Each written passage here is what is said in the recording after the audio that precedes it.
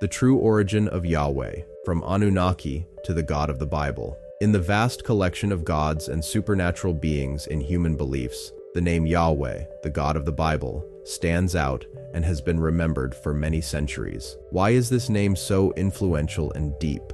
Could Yahweh have ties to the Anunnaki that we don't know about today? Who is he, really? Is he the all-powerful God worshipped by the Abrahamic religions? And if not, who or what could Yahweh truly be? We'll find the answers in this new episode of What We Know.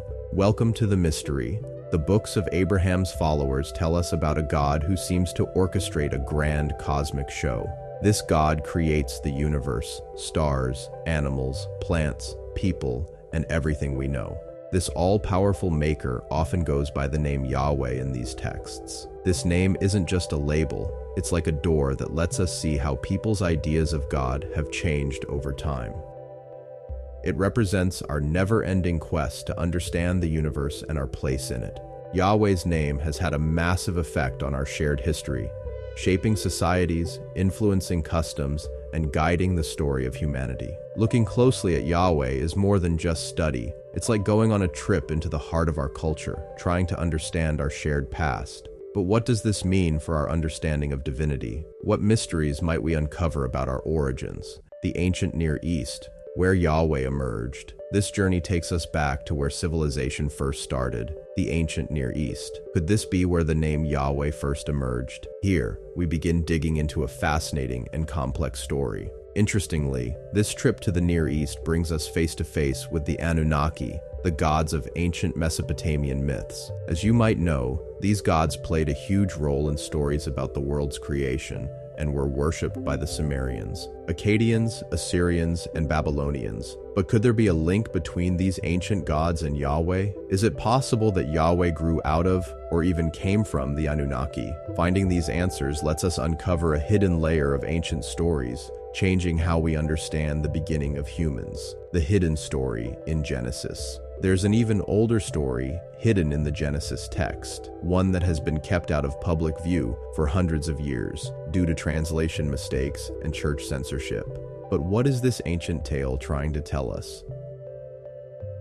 By the end of this journey, we hope to answer the big question: who is Yahweh, the God in the Bible?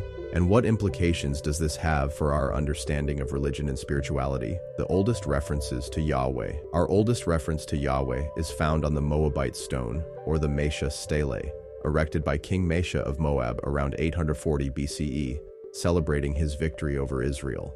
The stele recounts a story similar to that found in 2 Kings 3 sets, but with one crucial difference. The stele proclaims a Moabite victory, while the Bible claims victory for Israel. Interestingly, the reference to Yahweh reinforced the belief that he was exclusively an Israelite deity. Mesha brags about seizing objects associated with Yahweh and presenting them to his own god, Chemosh. Fast forward to 1844, when archaeologist Carl Richard Lepsius excavated the ruins of the ancient city of Soleb in Nubia. Extensive excavations took place later in 1957, led by archaeologist Michela Schiff Giorgini. They found a reference to a group known as the Shasu of Yahweh, inscribed at the base of one of the temple's columns. This reference to Yahweh, connected to the Shasu, suggested that this god had been worshipped by another group long before the biblical narratives are thought to have occurred. The Egyptians described the Shasu as Semitic nomads, often viewed as outlaws. While attempts were made to connect them with the Hebrews, these claims were rebutted. The reference to the Shasu of Yahweh not only pushes the origins of this deity further back than previously thought, but also suggests that Yahweh might not have been Canaanite in origin. But if not, then what is the origin of Yahweh? Theories on Yahweh's origins. One theory suggests that Yahweh was a desert god adopted by the Hebrews during their exodus from Egypt to Canaan. Fire-related imagery in the book of Exodus, along with Yahweh's ability to guide Moses to water sources, supports this idea. However, many believe that Yahweh originated as a minor god within the Canaanite pantheon and was adopted by the nomadic Shasu during their time in the region. The meaning of Yahweh. The word Yahweh itself is an ancient linguistic artifact rooted deeply in Semitic languages and carrying echoes of the civilizations that created it. Intriguingly, it seems to be linked to the verb to be, giving it a sense of existence. Other interpretations of its meaning include, "He who makes that which has been made, he brings into existence whatever exists." The word Yahweh evolved into Jehovah in the late Middle Ages. The name Yahweh could also be derived from the Arabic language, potentially indicating a passion or commitment of the deity toward his people, aligning with biblical references to Yahweh as a jealous god. Yahweh's transformation from a local deity of the Midianites into the sole deity of the Israelites is mirrored in the evolution of his name, starting as a reflection of a local deity's commitment to his tribe and evolving into a declaration of existence and commitment of the one true God to his chosen people. Yahweh in Judaism, Christianity, and Islam. In Judaism, the name of God was considered too sacred to be spoken, so the consonants YHWH were used as a reminder to say Adonai, Lord, instead. The origins of Yahweh remain obscure, with biblical passages differing in their interpretations. After the Babylonian captivity in the 6th century BCE, Yahweh's power was codified in the Hebrew scriptures, which were canonized during the Second Temple period, including the concept of a Messiah as the all-powerful creator, preserver, and redeemer of the universe. This concept was later adopted by early Christians, who believed that God sent Jesus as the promised Messiah. In Islam, this deity was interpreted as Allah, Yahweh, and the Anunnaki connection. Now, going even further back, could Yahweh be connected to the Anunnaki? The Anunnaki were the gods of ancient Mesopotamia, worshipped by the Sumerians, Akkadians, and Babylonians. Some researchers, like Zecharia Sitchin, propose that Yahweh was not an Anunnaki himself, but rather a higher divine being that even the Anunnaki revered. This leads us to a critical question. If the Nephilim, the offspring of the sons of God and human women in Genesis 6, were the gods who influenced early humanity, was Yahweh one of them, or something beyond? Who is Yahweh? After examining historical records, linguistic clues, and ancient myths, we're left with a profound realization. Yahweh's identity is far more complex than mainstream religion suggests. Whether he was originally a desert god, a Canaanite deity, or a higher being revered even by the Anunnaki, his evolution into the monotheistic God of Judaism, Christianity, and Islam is a testament to humanity's spiritual journey. But one thing is clear: Yahweh's influence has shaped civilizations, cultures, and individual lives for millennia. As we continue to explore ancient texts and archaeological findings, we may uncover even deeper truths about this enigmatic deity.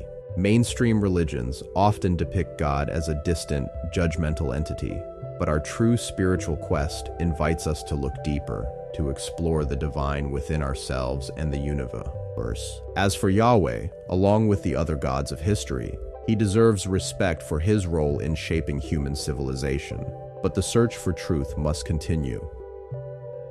Conclusion: Yahweh, the enigmatic God between myth and divinity, the true origin of Yahweh, the God of the Bible, remains one of history's most profound mysteries. Was he a desert deity, a Canaanite god, or something far older, a divine force even the Anunnaki revered? The evidence, tracing Yahweh's roots, pre-biblical origins, the Shasu of Yahweh, referenced in Egyptian inscriptions, suggest Yahweh was worshipped before the Israelites emerged as a distinct people. From polytheism to monotheism, Yahweh likely began as a tribal war god, Exodus 15:3, before ascending to the status of sole creator in Hebrew theology.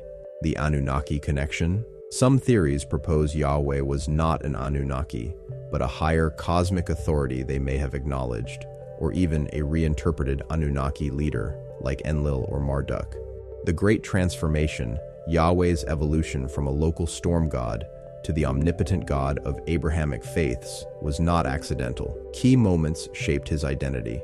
The Exodus narrative, Yahweh as liberator and lawgiver, Babylonian exile, 6th century BCE. The Hebrews refined their theology, elevating Yahweh above all foreign gods. Christianity, Islam, Yahweh became God the Father and Allah, respectively, merging with new revelations.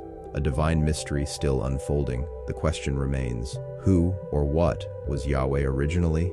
a deified ancestral memory of the Anunnaki's influence, a cosmic consciousness humanity personified, or something beyond our current understanding.